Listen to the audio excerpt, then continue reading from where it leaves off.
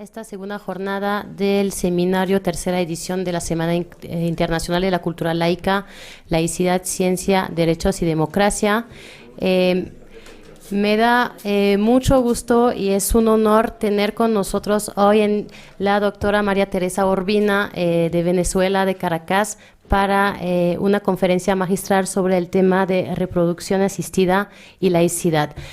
Voy a presentar muy rápidamente a la doctora María Teresa. Es embrióloga, tiene un Magister Scientiarum en Biología de la Reproducción Humana de la Universidad Simón Bolívar, Caracas, Venezuela. Es presidente de la Red Latinoamericana de Reproducción Asistida, fundadora y coordinadora del Grupo de Interés en Aspectos Bioéticos, Psicológicos y Derechos Humanos. Tiene más de 100 trabajos científicos presentados en congresos nacionales e internacionales de la especialidad. Ha publicado 40 artículos científicos y el libro Fertilidad y Reproducción Asistida en la editorial Médica Panamericana. Tuvo el premio al mejor trabajo científico, mención póster de la Red Latinoamericana de Reproducción Asistida en Cancún en 2009, 6 premios al mejor trabajo científico de la Asociación Venezolana de Medicina Reproductiva y Embriología en los 7 últimos años, y es directora de la Unidad de Fertilidad Unifertes en Caracas, Venezuela, y expresidente de la Asociación Civil de Planificación Familiar Venezuela, adscrita a la Federación Internacional de Sociedades de Planificación Familiar. Doctora María Teresa, muchísimas gracias por haber aceptado nuestra invitación y estamos muy felices de tenerla aquí en el Instituto de Investigaciones Jurídicas. Muchas gracias. Buenos días. ¿Ahora? Bueno, quiero agradecer al Instituto de Investigaciones Jurídicas, a Paulín y a María de Jesús por esta invitación. Es para mí siempre un placer venir a conversar con ustedes. Yo soy biólogo, mi formación es completamente diferente y me parece que es importante que compartamos puntos de vista.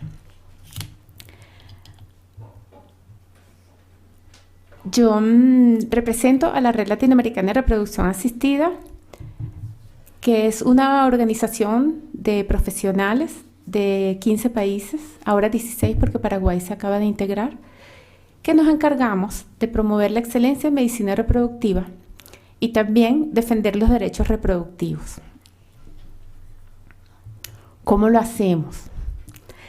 Nosotros tenemos una base de datos, un registro latinoamericano de reproducción asistida desde hace 20 años, donde recopilamos los datos de los... Me pega la altura y me da taquicardia, perdonen lo malo. Recopilamos los datos de los centros de fertilidad que pertenecen a la Red Latinoamericana de Reproducción Asistida, Red LARA, y con estos datos podamos desarrollar programas educativos. Tenemos un programa de acreditación de centros, donde los centros tienen unas normas, unos estándares de calidad que tienen que cumplir, reciben inspecciones in situ, si cumplen los estándares de calidad, entonces son acreditados. Tenemos un programa de certificación de profesionales, donde los profesionales tienen que cumplir ciertos requisitos, presentan exámenes de suficiencia y si los pasan, entonces son certificados. Tenemos un posgrado online para embriólogos, profesionales de las ciencias que trabajan en embriología, que trabajan con embriones, que hacen fecundación in vitro. Y tenemos un programa de maestría con la Universidad Autónoma de Barcelona en España, que es una universidad que tiene más de 600 años. Tenemos un grupo de interés en bioética y derechos humanos que yo fundé y un grupo de interés en psicología. Organizamos eventos en toda Latinoamérica. Mi trabajo en la vida real es fecundación in vitro. Como hobby trabajo en planificación familiar, en anticoncepción. Les voy a explicar un poquito en qué consiste la fecundación in vitro. Hay muchas otras técnicas, pero la técnica más controversial es la fecundación in vitro, todas están relacionadas. Lo que hacemos es que las parejas infértiles, que son las parejas que tienen más de 12 meses de relaciones sexuales sin utilizar anticoncepción y no han logrado un embarazo, acuden a los centros de fertilidad. Le realizamos exámenes simultáneamente al hombre y a la mujer.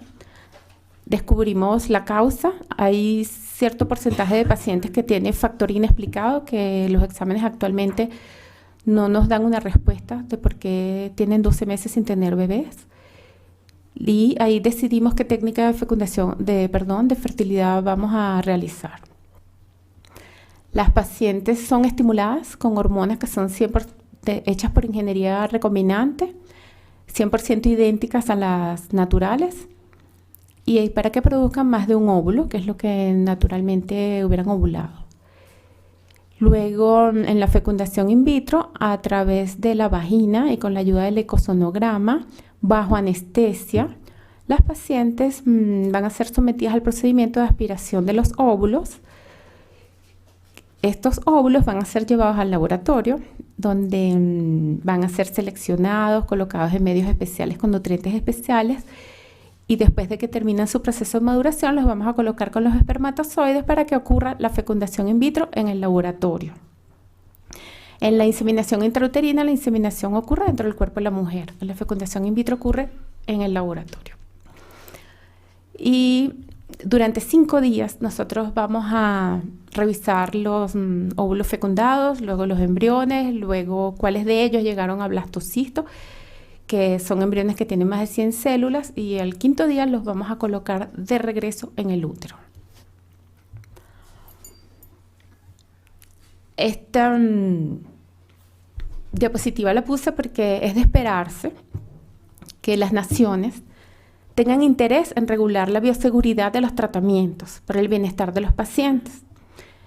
Y estos datos de la Federación Internacional de Sociedades de Fertilidad, donde ellos pasan una encuesta a 72 países, 60 países respondieron, encontraron que el 90% de los países posee alguna regulación, ya sea mediante leyes o guidelines, es la palabra que significa guías de realización. Utilizo guidelines porque es más corta que decir guías de realización.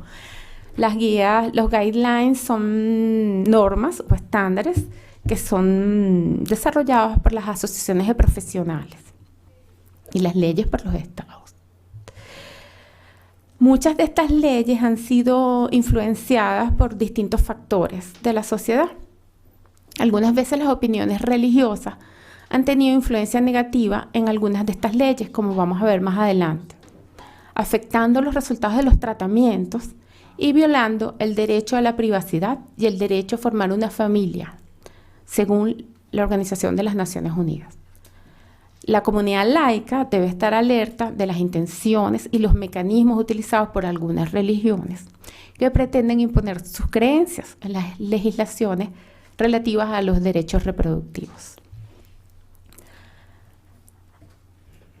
La Federación Internacional de Planificación Familiar, lástima que sale value y no sale el valor en las diapositivas, pero bueno, gráficamente se puede ver que encontraron con los datos que ellos recopilan año tras año en este documento que se llama Surveillance, bueno, no sé, aquí todo el mundo habla francés, yo no, de la Federación Internacional de Planificación, de Sociedades de Fertilidad.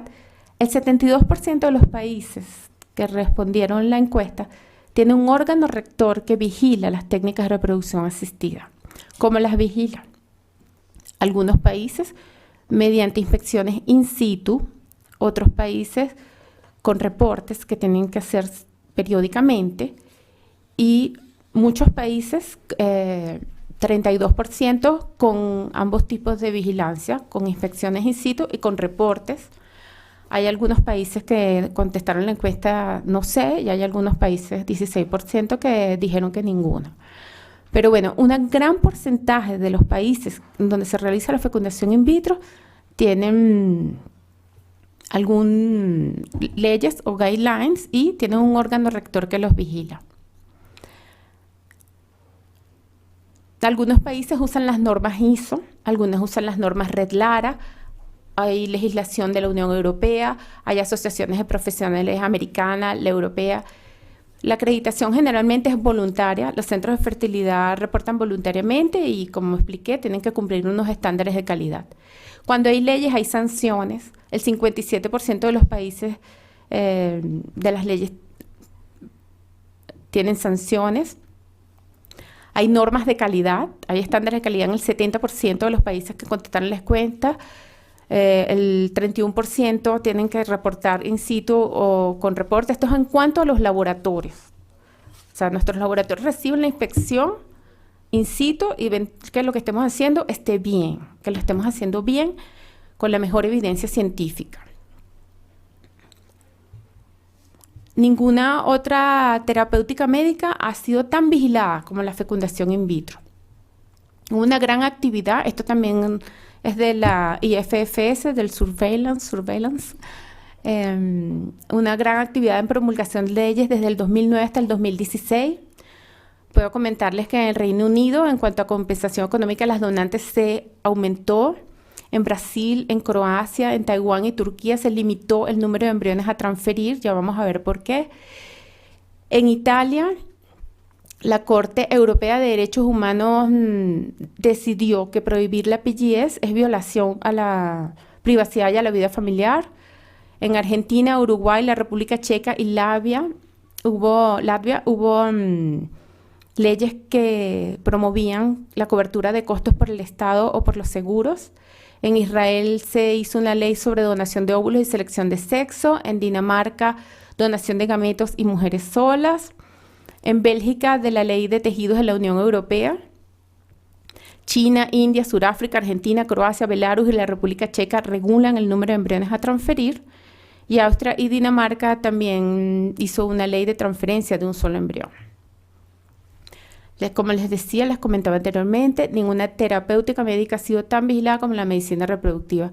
No solamente la Federación Internacional de Sociedades de Fertilidad, que nos agrupa a todos, sino que también existen otras organizaciones de profesionales, la americana, que se llama ASRM por sus siglas en inglés, la europea, que es la Sociedad Europea de Embriología y Medicina Reproductiva, y la Red Latinoamericana en Latinoamérica.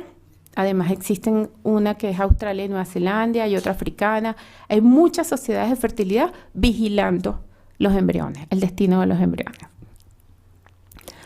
Les comentaba al principio que nosotros tenemos un registro donde recopilamos los datos de los centros. Este registro es el registro más antiguo de todos los registros internacionales. Lo comenzamos hace más de 20 años. Es el único registro multinacional. El único registro de varios países. Tenemos 16 países. Es el único, hay solamente 2 registros que son caso a caso. Nosotros tenemos que introducir los datos caso a caso cuando los iniciamos hasta el final, para poder hacer seguimiento a todos los datos muy bien, ¿no? El registro americano también, desde el año antepasado, también se hace caso a caso. Tenemos 158 centros de fertilidad que reportan a nuestro registro. 15 países, ahora 16 porque acaba de entrar Paraguay esta semana, y en el último reporte se incluyen los datos de fecundación in vitro, tasas de fecundación, tasas de embarazo, etcétera, etcétera, de 57.456 ciclos iniciados. Este registro a nosotros nos permite, por ejemplo, vigilar las tasas de embarazos múltiples o multigestación. Aquí tenemos los datos desde 1995 hasta el 2000, lo que nos permitió ver que no bajaba la tasa de embarazos, que la tasa de embarazo permanecía alta, estática, y eso nos permitió desarrollar a nosotros los programas educativos para tratar de bajarla. ¿Cuál es el problema con el embarazo múltiple? Que a medida que aumenta el número de bebés, las complicaciones aumentan. Aumenta la prematuridad, aumenta la parálisis cerebral, aumenta la muerte materna, aumenta la muerte de los bebés. Entonces esto es un efecto no deseado de la reproducción asistida. Es algo que es una complicación, es la principal complicación de la reproducción asistida. Y es algo que teníamos que luchar en contra de esto.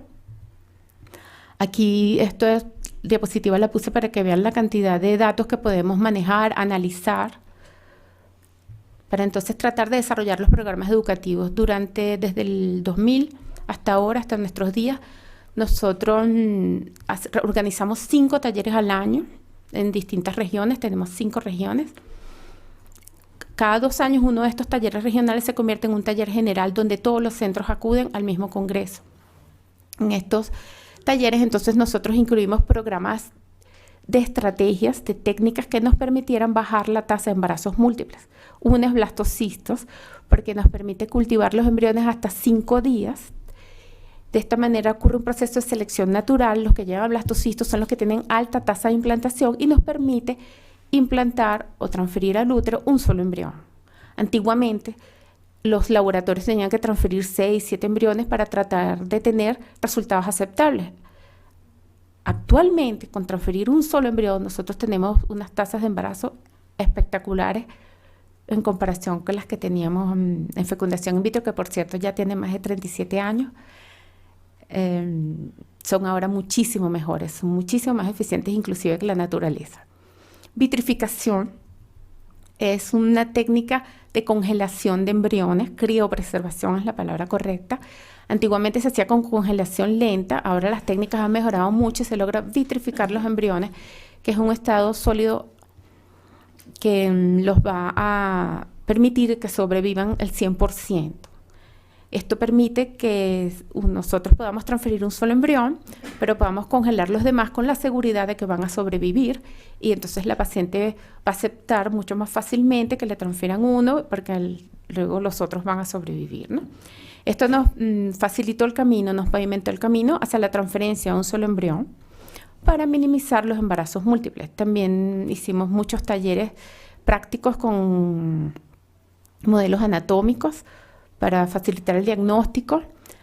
Publicamos guidelines, este manual de procedimientos clínicos está disponible impreso y en digital. Organizamos talleres, todo esto, estrategias educativas y el programa de acreditación y el programa de certificación con el programa de acreditación fuimos haciendo cada vez los estándares de calidad más estrictos. Nosotros limitamos el número de embriones a transferir. Así como antiguamente los centros podían transferir 5, 6, 7 embriones, actualmente nosotros tenemos un límite. Y el límite es 3 en mujeres de 40 años, es 2 en mujeres menores de 35. Y progresivamente fuimos disminuyendo el número de embriones a transferir, haciendo cada vez más estrictos las condiciones para que ellos fueran acreditados. Con estas estrategias nosotros logramos disminuir la tasa de embarazos múltiples. Antiguamente era 30% hasta el 2000, actualmente en el último registro de Red Lara, que incluye los datos del 2013, fue publicado este año en esta revista de RBM Online, el 2016, ya está disponible en la web, ya se puede conseguir. Se demostró que lo logramos bajar hasta 21% los embarazos dobles, y los triples, que era 7%, lo logramos bajar hasta 1,40%. Cuando revisamos los datos de la donación de óvulos, que son mujeres jóvenes que no son infértiles, o sea, se utilizan los óvulos de mujeres jóvenes que no son infértiles de muy buena calidad, vemos que en la tasa de embarazos dobles es alta, es 30%, permanece alta, como era en el 2009. Y los triples sigue alto comparado con la anterior, que era 1,1, ahorita está en 1,40. Esto a nosotros nos impulsa a continuar la educación, a continuar las estrategias para tratar de prevenirlas. Estos resultados son un paso adelante, pero hace falta todavía un poco más de esfuerzo. Como les comentaba anteriormente, el problema es la prematuridad. Fíjense que, entre otras complicaciones de los embarazos múltiples, en los embarazos simples solamente 8%, y en los embarazos dobles ya sube el 37%. Cuando hay la transferencia de un solo embrión es solamente 2%. Como les mencionaba anteriormente, entonces la multigestación tiene consecuencias graves y tenemos que persuadir a los pacientes para aceptar la transferencia de un solo embrión. Tenemos que educarlos sobre los riesgos y las tasas de éxito acumuladas que podemos conseguir con la vitrificación. Quiero decir con acumuladas que si no se embarazó en el primer intento, en la primera transferencia, vamos a tener los embriones vitrificados y vamos a poderlos transferir en un segundo intento, y eso lo llamamos tasa de embarazo acumulada, porque son varios intentos y se llega a muy buenas tasas de embarazo. Hay un beneficio adicional de transferir menos embriones y de que haya menos complicaciones, que es facilitar la cobertura estatal y de los seguros. Y de esta manera estamos contribuyendo un poco al acceso universal a servicios de salud reproductiva, una de las metas de desarrollo sostenible. Les quería comentar un poco sobre mi opinión, o nuestra opinión, sobre las leyes y los guidelines, las guías de realización. En Estados Unidos todavía hay algunos estados donde las leyes permiten transferir hasta 5 embriones. En cambio, con las estrategias de los guidelines, con los estándares que nosotros les colocamos para que puedan estar acreditados, es más fácil modernizar los guidelines. Con las leyes, a veces los procesos son muy largos, tardan muchos años. Además, las asociaciones profesionales acompañan los estándares de calidad y los guidelines con capacitaciones, con talleres, con congresos, con soluciones. Hay muchas leyes restrictivas. No tienes tiempo. Voy lento, ¿verdad? Voy lento. Sí. Hay leyes restrictivas por distintas razones. Voy a comentar algunas y voy a comentar las donde nosotros hemos tenido participación. Aquí no es por razones religiosas, aquí fue por la memoria del Holocausto, que todavía está muy reciente. Cada vez que hay una mención a un embrión, se piensa en eugenesia. Cuando se habla de selección de embriones en Alemania, piensan en eugenesia. El aborto solamente está permitido en caso de peligrar la vida de la madre o por violación. Es una ofensa criminal crear más embriones de los que se pueden transferir en el útero. La ovodonación, que es la donación de óvulos, y el útero subrogado no son permitidos, o sea que estos pacientes quedan sin protección, sin soluciones. El diagnóstico genético preimplantacional solamente se permite en casos especiales. Hay otras leyes restrictivas en Italia. En este caso sí es por las razones religiosas. En el 2004 el Parlamento promulgó la ley. Se limitó a 3 el número de óvulos a fecundar. Esto es gravísimo. Nosotros con 3 óvulos a fecundar tenemos muy pocas probabilidades de lograr un embarazo. No todos los óvulos son normales, tienen anomalías cromosómicas, como les voy a explicar más adelante. No todos los espermatozoides son normales. Esto forma embriones que no son normales, algunos ni fecundan. La tasa de embarazo promedio la tasa de fecundación promedio en la fecundación in vitro sería 60%. Y de ellos, el 40% va a llegar a blastocisto. Nosotros necesitamos tener más óvulos para fecundar, para garantizar resultados aceptables. Esto es gravísimo. Limitar a 3 el número de óvulos a fecundar es gravísimo. No permiten la criopreservación de embriones. Entonces, por eso no permiten fecundar más óvulos, porque después, ¿qué van a hacer con los embriones si no los pueden criopreservar? Y se impone la transferencia de todos los embriones. Esto es gravísimo, porque entonces vamos a producir embarazos múltiples, que ya les conversé todas las complicaciones y todas las secuelas que va a tener. No se permite la evaluación genética del embrión.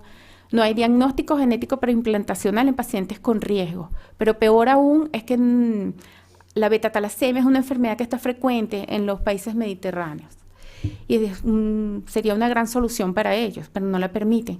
No hay donación de gametos significa óvulos y espermatozoides. Y hay sanciones penales que implican años de cárcel.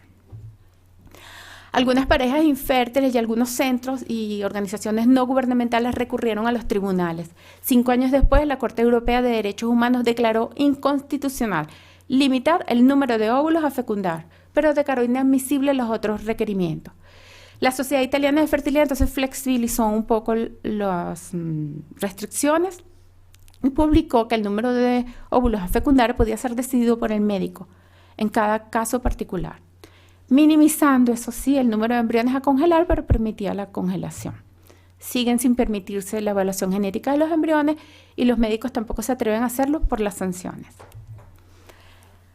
Hay unos autores que publicaron un trabajo demostrando que la ley italiana bajó los resultados de la fecundación in vitro, perjudicó a los pacientes.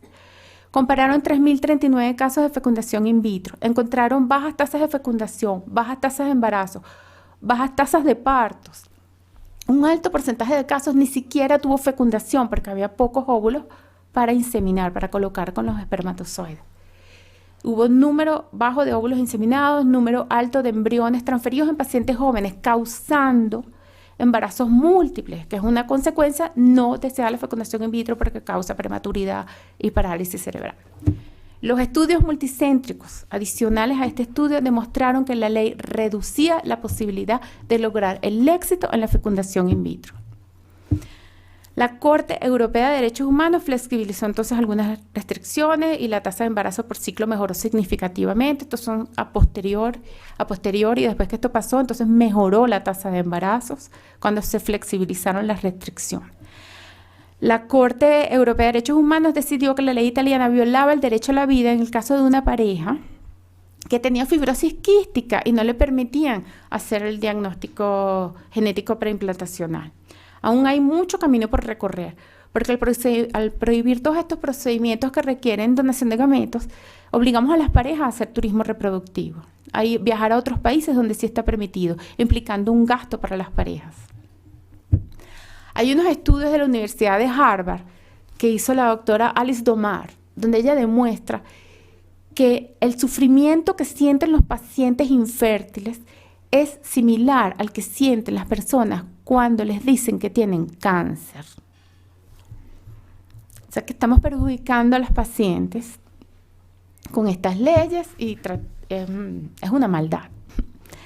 Hay leyes restrictivas también en Costa Rica. Es el único país del mundo donde la fecundación in vitro estaba prohibida por razones religiosas. Hay un grupo de parejas infértiles que demandó al Estado de Costa Rica hace 12 años. En el 2012, después de un largo proceso, la Corte Interamericana de Derechos Humanos decidió a favor de la fecundación in vitro. Les dio un plazo para legislar, el plazo ya expiró. El presidente firmó entonces un decreto el año pasado permitiendo la fecundación in vitro en vista de que ellos no eran capaces de redactar la ley que la permitiera. El Tribunal Supremo de Justicia de Costa Rica entonces declaró nulo el decreto y hace como 2 semanas la Corte Interamericana de Derechos Humanos tuvo que volver a intervenir diciendo que el decreto sí era válido. Así que felizmente parece que en mayo vamos a comenzar a hacer fecundación in vitro en Costa Rica. Esto lo voy a citar textualmente, es de un libro de Pauline con Pedro Salazar, que tuvieron la gentileza de regalarme el año pasado. Este capítulo se trata de derechos sexuales y reproductivos y textualmente dice: ha crecido el número de abogados que sin apelar a argumentos religiosos utilizan argumentos legales afines a las posiciones doctrinales de la Iglesia Católica. Es como si los abogados católicos se disfrazaran para lograr sus objetivos. Es como si se hicieran pasar por activistas de los derechos humanos. Sigo citando textualmente. La novedad de los argumentos del caso no es la insistencia de la Iglesia Católica en esta definición de vida y persona humana. La novedad es que muchos de los memoriales y la defensa misma del Estado se hicieron sin hacer referencias religiosas, sino en estricta argumentación jurídica. Con ello, hacían eco al origen de la prohibición, una decisión de la Sala Constitucional de Costa Rica de 2001, la cual se señala que, en su estado actual, la FIP viola el derecho a la vida humana. Sigo citando textualmente: el caso Artavia Murillo y otros, así se llama el caso, convocó a la avanzada de un movimiento social de derecha que de mano de la Iglesia Católica busca consagrar en toda la región el concepto religioso por el cual la vida de una persona humana empieza en que el momento el huevo es fertilizado. No solamente se hacen pasar por activistas de los derechos humanos, sino también por científicos. Porque no todos los embriones son embriones verdaderos, hay falsos embriones. Considerar los embriones como una persona no es correcto desde muchos puntos de vista, pero desde el punto de vista de la biología les voy a explicar. Florencia Luna, que es una filósofa argentina, habla de embriolatría, porque están sobreestimados. Nosotros, como ya les contaba anteriormente, el 60% de los hombres fértiles tiene espermatozoides que tienen anomalías cromosómicas, espermatozoides anormales. Y el 60% de las mujeres fértiles tiene óvulos con anomalías cromosómicas, son óvulos anormales. Cuando un óvulo o un espermatozoide de estos fecunda, uno es anormal, el otro es normal, no hay embrión. O hay embrión y es un falso embrión porque no tiene el número de cromosomas adecuado para dar lugar a una persona. No tienen el genoma para llegar a ser una persona. Son falsos embriones, lucen como embriones, huelen como embriones, pero no son embriones. Son falsos embriones. El porcentaje de las anomalias cromosómicas en los óvulos además aumenta con la edad. A los 40 años, 80%. Menos probabilidad de tener verdaderos embriones. Tenemos falsos embriones. Algunos además pueden formar un cáncer muy agresivo que crece dentro del útero. ¿Viste, Jorge Alberto? Puse un dibujo en vez de esa foto horrenda que tú pones. Esto cuando nosotros lo vemos en el microscopio parecía un embrión. Lo ponemos en el útero y puede dar lugar a un cáncer muy agresivo que puede matar a la paciente. Y eso no es un embrión, eso es una mola, eso es un cáncer. No puede tener los mismos derechos. Estos son unas fotos de los embriones para que ustedes los vean en el laboratorio. Son embriones que tienen los problemas cromosómicos, lucen normales, todos se ven normales, todos son bellos, todos lucen como embriones, huelen como embriones, pero no son embriones. Cuando hacemos el diagnóstico genético preimplantacional, vemos que algunos son normales, los que están en verde, y algunos son anormales, los que están en rojo.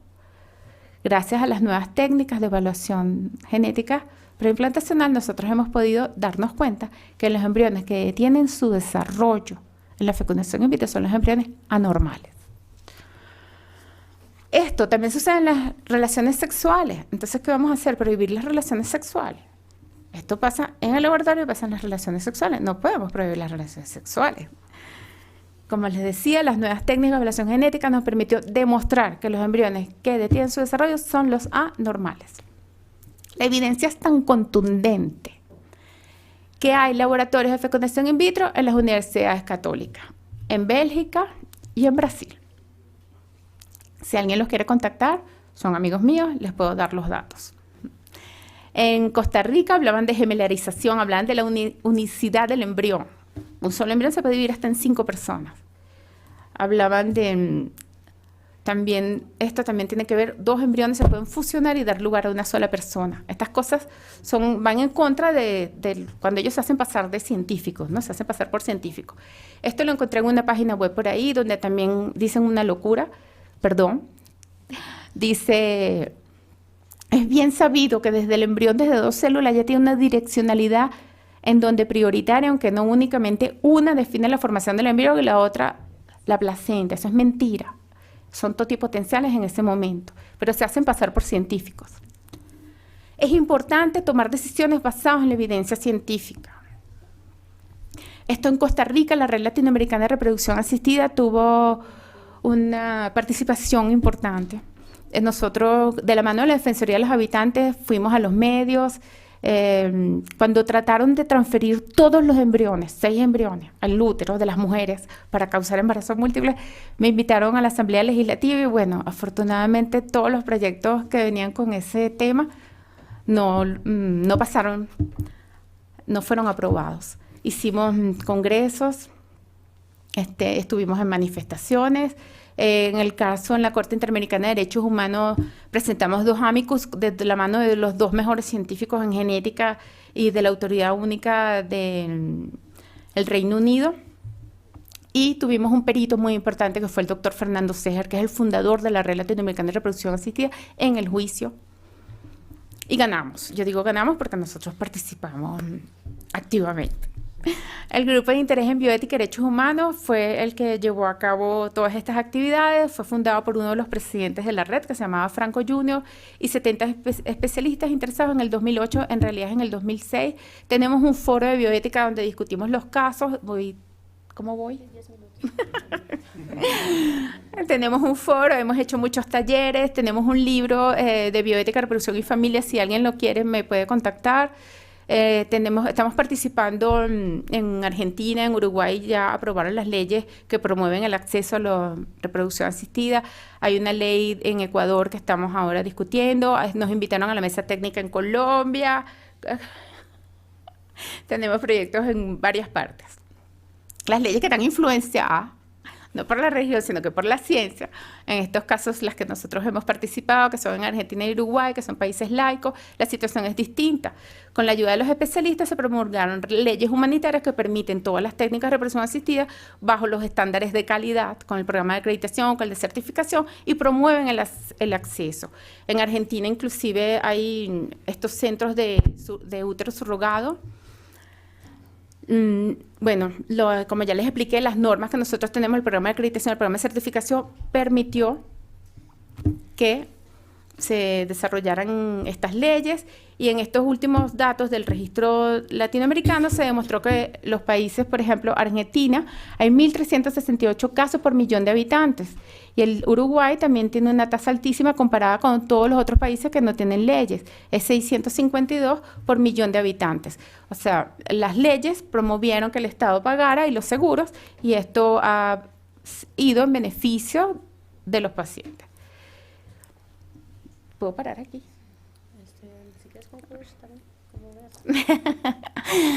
Puedo parar aquí. Bueno, la acreditación de los centros, certificación de profesionales ha servido de guía para que los países puedan desarrollar las leyes, exigir legalmente la certificación de los profesionales, la certificación de los centros, algo mínimo, para asegurar la calidad en el camino de la excelencia, que es un componente básico para la ética. Estas palabras son de Jorge Alberto. Este era el checklist que nosotros tenemos con los estándares de calidad para que los centros cumplan. El programa de certificación, entonces hacemos constar que la persona tiene conocimientos suficientes para la ejecución de los tratamientos de reproducción asistida. Tenemos las guidelines y próximamente vamos a tener un consenso en aspectos bioéticos en técnicas de reproducción asistida. Tenemos uno muy viejo, nada es estático, todo cambia, todo es perfectible, y este año vamos a hacer uno nuevo, moderno. Red Lara, al igual que otras asociaciones profesionales de fertilidad, busca promover la excelencia en medicina reproductiva. Para ello, analizamos continuamente la mejor evidencia científica.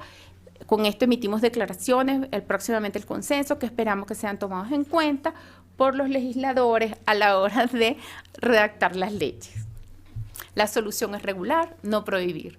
Hay que incluir a los protagonistas, hay que incluir a los pacientes y hay que incluir a los especialistas de fertilidad, para no cometer los errores que se han cometido en otros países. Regular es la solución, no prohibir. Y por favor, tomando en cuenta a los protagonistas. Por su atención, muchas gracias.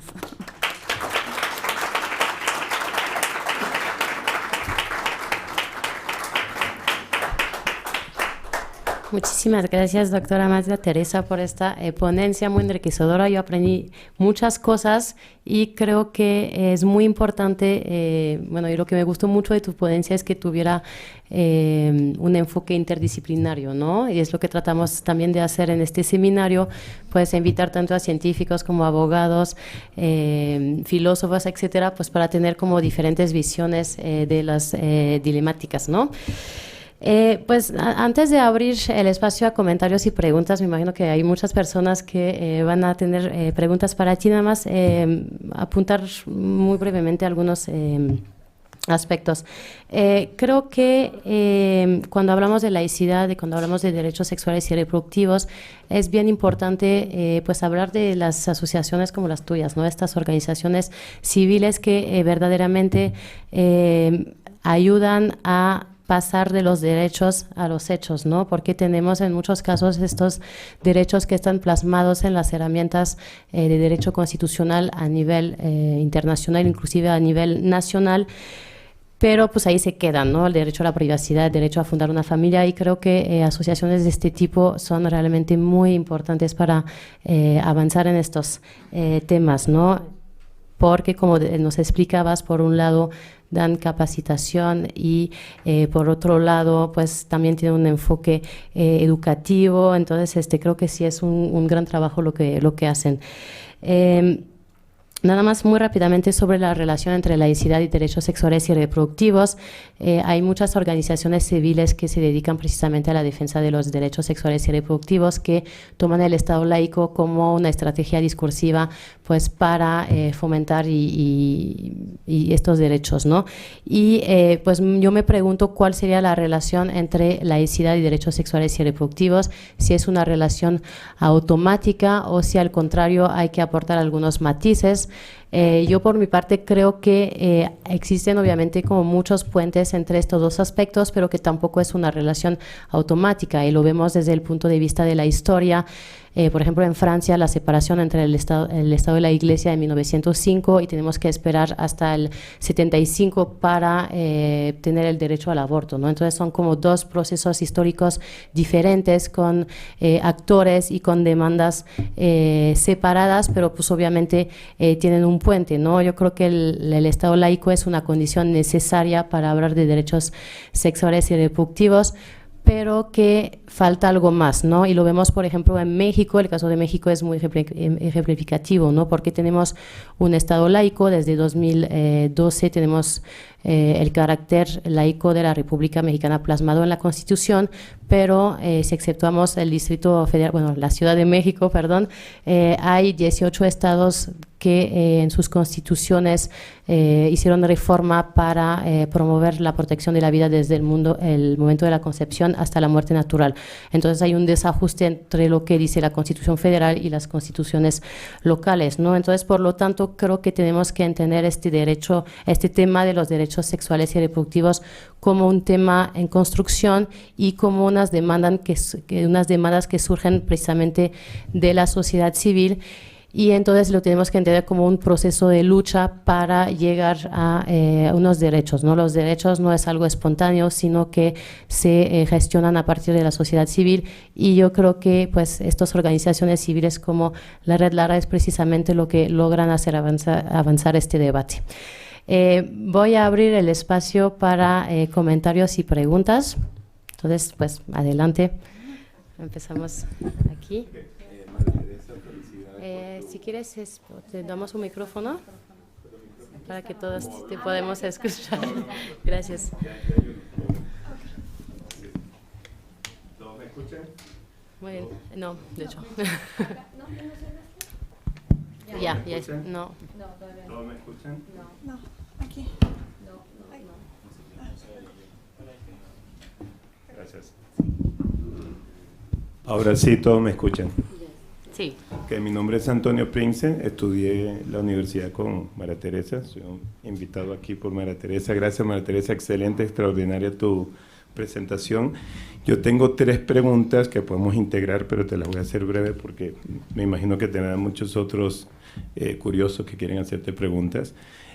Yo quisiera entender que nos hagas un pequeño resumen en temas de efectividad de la fecundación. ¿Cómo se compara hoy, si tomas una foto hoy, de la fecundación natural, la que ha venido en el Homo sapiens de hace 150.000 años, y la fecundación in vitro? Entendemos que va a seguir avanzando, como ha avanzado todo en la tecnología y todo en la ciencia, pero hoy, si tomas una foto en marzo del 2016, 2 o 3 ventajas y desventajas de una y la otra.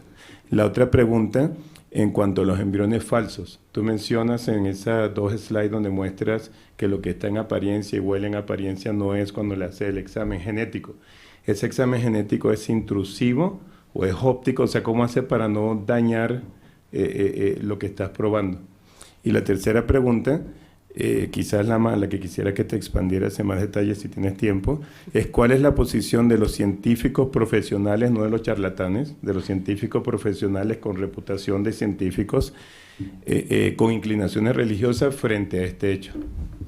Muy bien, no solamente la fecundación, sino la eutanasia. Quisiera aprovechar allí. Tal vez un par de preguntas más para... Aquí. Primero ibas, ¿verdad? Y tengo que recordar todas las preguntas.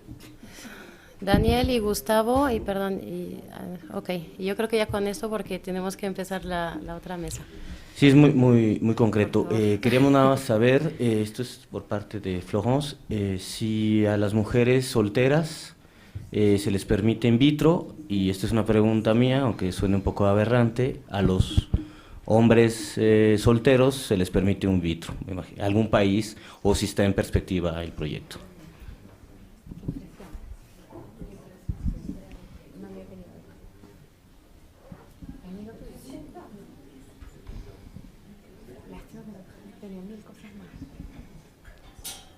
Buenos días. Sí, habla Alejandro.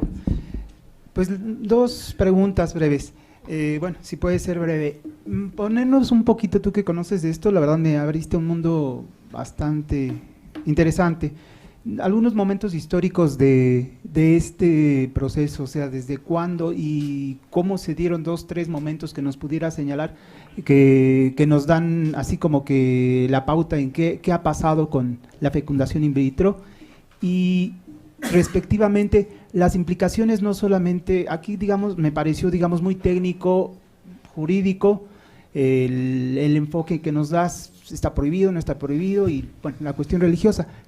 Pero también por otro lado me queda a mí abierto como que pensando cuál es en este proceso histórico y tal vez de aquí hacia adelante, cuál es la condición social, las implicaciones sociales, un poquito decía ya, ¿no? Hacia dónde va a ir y qué es lo que está pasando, o cuál es la respuesta social, cuáles son los retos, no solamente es lo que diga una ley religiosa que prohíba o no prohíba, sino cuáles los cambios sociales que implica estos dos paradigmas que están, ¿no? Como decía en la anterior pregunta, entre lo natural e in vitro. Gracias. Gracias, doctor Gustavo. Sí,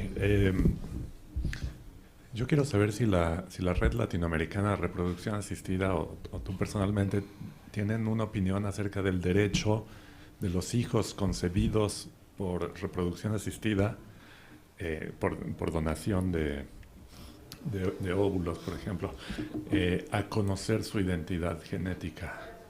¿Sí? Muy buena. En varios países, en el Reino Unido, se reconoce este derecho y los niños pueden llegar a conocer a sus padres genéticos, a su madre genética, digamos. Pero acá parece como que estamos en el limbo en eso. Entonces, ¿cuál sería la opinión? Muy bien.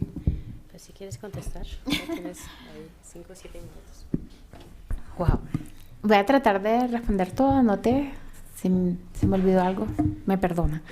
En cuanto a la eficiencia de la fecundación in vitro, una pareja fértil que no necesita tratamiento de reproducción asistida, tiene relaciones sexuales normales, tiene un 20% de probabilidad de lograr el embarazo en cada ciclo. 20%. Con fecundación in vitro logramos 80% y más si la pareja es fértil. Estoy hablando de parejas infértiles. En infértiles logramos 80%. La fecundación in vitro es mucho más eficiente que la naturaleza, porque saltamos muchos pasos de selección natural. Nosotros ya estamos colocando embriones dentro del útero.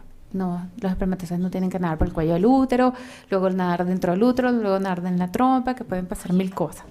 Es mucho más eficiente que la naturaleza hoy día. No era así en 1978 cuando nació la primera bebé probeta. Gracias a los avances científicos, tecnológicos, hemos logrado estas tasas de embarazo espectaculares. En cuanto a los falsos embriones, ¿me puedes recordar la pregunta? Cuando se detectan los falsos embriones, se distingue. Hago PGD. ¿Cómo es el...? Es intrusivo. Ok. Lo que se hace es tomar una biopsia, es una muestra del embrión. Antiguamente, cuando empezó el diagnóstico genético preimplantacional, se tomaba una célula de las 8 células totipotenciales que podía tener un embrión, se tomaba una célula con una técnica de micromanipulación. Son instrumentos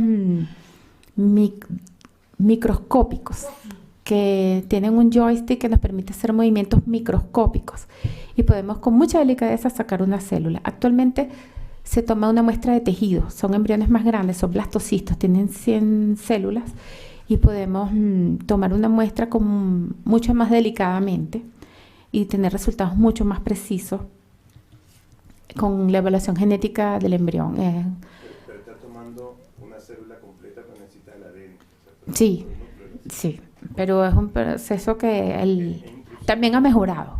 Sí, es invasivo. Y eso causa daño al embrión. También ha mejorado, era más invasivo anteriormente, ahorita es menos invasivo y ahorita se supone que no mejora las tasas de embarazo.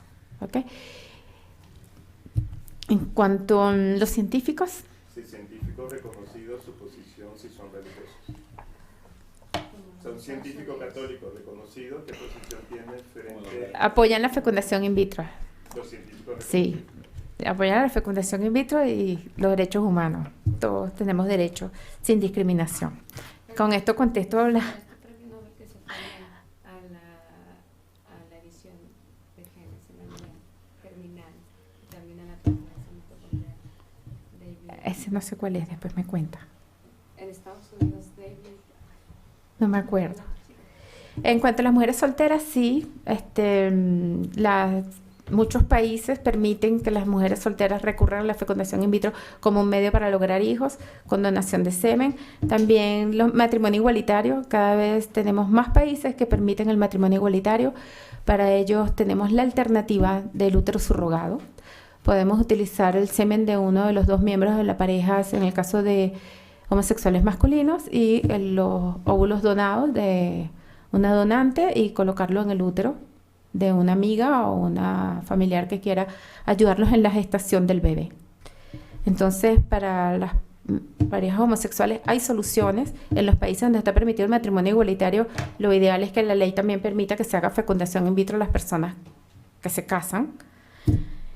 La fecundación in vitro surgió en 1978, fue desarrollada por el doctor Robert Edwards, quien era biólogo, un biólogo visionario que trabajó con células madre, que trabajó con muchas cosas que actualmente todavía son líneas de investigación, blastocistos, vitrificación. Actualmente son la clave del éxito en la fecundación in vitro. La hija, la primera bebé probeta, actualmente ya es madre, ya tiene hijos, ya tiene 37 años, o sea, ha demostrado que fue un éxito. El doctor Robert Edwards en el 2010, en base a los excelentes resultados de la fecundación in vitro, recibió el premio Nobel. ¿Qué más? De la red Lara. De la red Lara. Antiguamente, cuando comenzaron los procedimientos con donación de gametos, con donación de óvulos y espermatozoides, todos los centros de fertilidad hacíamos donaciones anónimas, porque era lo que se creía que era lo mejor para el bienestar de los hijos. Y la decisión de si decirle o no decirle a los hijos era de los padres. Los padres decidían si le decían o no le decían. Los psicólogos recomendaron siempre que fueran claros con los hijos y le dijeran su origen. Hay cuentos para contarle a los hijos cómo llegaron al mundo. Actualmente los hechos son que gracias a la internet, los descendientes de los donantes se están encontrando en internet. Tienen páginas web donde se llama, por ejemplo, una donor registry, donde ellas, por ejemplo, a pesar de que el donante haya sido anónimo en 1978, pueden decir: yo soy hijo del donante 1051 de California Cryobank. Entonces otro por allá en Nueva Zelanda contesta: yo también, qué casualidad. Entonces se tratan de conocer, y empiezan en Facebook a conocerse. Una película, ¿no? De uno que tenía 200 o 1000. Esa es una exageración, pero sí, porque algunos medios naturalizan las cosas y hacen que son buenos, y otras cosas son, los casos llamativos a veces son malos, son amarillistas. Pero entonces existe, se encuentran por internet. Y a veces los donantes, el centro o el banco de semen puede contactar al donante y preguntarle: ¿usted quiere conocer a sus descendientes? Algunos que quieren contactarlo, pueden decir que sí o que no. Actualmente California Cryobank ofrece donantes abiertos y donantes anónimos. Entonces los pacientes pueden escoger si quieren un donante abierto o quieren un donante anónimo. Nosotros pensamos que los hijos tienen derecho a conocer sus orígenes. Actualmente apoyamos la revelación de la identidad, apoyamos las donaciones abiertas. Hay un caso muy lindo en Nueva Zelanda, donde un muchacho que era donante se murió, se mató en un accidente de tránsito, y los padres del muchacho contactaron al banco para que contactara a los descendientes y lograron hacer un reencuentro. Y todos ahora son amigos, y pudieron conocer era un muchacho soltero, y pudieron conocer a sus descendientes, nietos genéticos, a través de del internet, de la maravilla del internet, de la maravilla de la comunicación. Creo que había una pregunta del doctor Rodolfo Vázquez. Toño y yo nada más, chiquitita. Pero ella es Súper chiquitita después de Rodolfo. ¿Sí? ¿Ya? Bueno. Sí. Doctora, muchas gracias. No me quedó muy claro si usted está a favor de un acceso universal a la fecundación in vitro, entendiendo por universal el hecho de que, desde una perspectiva liberal, una pareja fértil pudiera acudir a estos métodos sin necesidad de tener que probar absolutamente nada. Y en este sentido, a mí me gustaría recalcar que si le damos a la infertilidad una connotación negativa en términos de un mal, de una carencia, de algo que puede afectar negativamente tu balance psicológico, no sería el mejor camino, digamos, para defender la universalidad del acceso. Solamente aquellas personas que fueran infértiles tendrían la posibilidad de acceder. Y me pregunto si una pareja que quiere organizar su plan de vida sin pasar por la fertilidad, vamos a llamarle, no sé, natural, como sea, pudiera tener acceso a esto. La Organización Mundial de la Salud declaró a la infertilidad como una enfermedad. Esto facilita que los seguros sean obligados a pagar los tratamientos de fertilidad. Nosotros sí, nosotros apoyamos la fecundación in vitro, el acceso universal a la fecundación in vitro. Apoyamos el matrimonio igualitario, instamos a los centros de fertilidad a prestar servicios de salud sexual y reproductiva sin discriminación. ¿Y no sería conveniente normalizar ya la situación de infertilidad y no verla como un mal? Independientemente del seguro, que es un problema muy serio. Para los seguros fue una necesidad y lo aplaudo. Aplaudo que la Organización Mundial de la Salud, y participó Red Lara en esto, junto con las otras asociaciones de profesionales, haya declarado a la infertilidad como una enfermedad. Pero en todos los países donde luchamos por los derechos humanos, donde hay leyes, abogamos para que haya tratamientos de reproducción asistida para asistir a todas las personas que lo necesiten sin discriminación. Listo. Marichu. Bueno, pues muchísimas gracias. Un gran aplauso para la doctora María Teresa, por favor. Muchas gracias.